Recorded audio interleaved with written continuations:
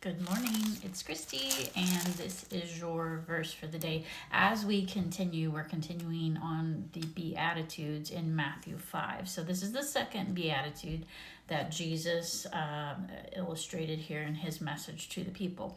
He says in verse 4, "Blessed are those who mourn, for they will be comforted." Now we could look at that and we could say, well, blessed are those who are sad, those who are in deep grief.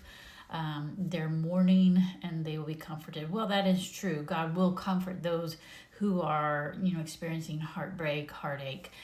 But what he's talking about here is mourning over our sin. When we are a true believer, when we have turned our lives over to Christ and he is Lord of our life, when we sin, which we all still do because we live in this broken fleshly body, broken fleshly world, when we sin, we are going to know it and we're going to grieve over that sin because we know that it grieves the heart of God. And so it says, "Blessed are those who mourn, for they will be comforted." God will comfort those who humbly submit to him and come to him and ask forgiveness and seek forgiveness.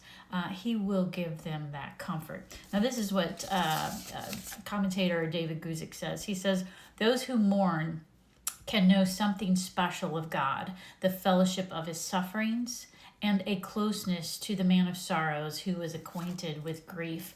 Jesus was a man of sorrows. He understood the temptations that we face. He understood the problems and the frustrations and the things that we fall into. It says he was tempted in every way, but he was without sin. All right, but he is acquainted with those things. So he knows what we are going through. It's not like he's some far off God who's never experienced real life. He has experienced real life. So just know that when you sin, if you are a true believer and you feel that deep grief over what you've done, just go to the Father. He is ready and willing and able to forgive and to comfort you. All right, have a great day.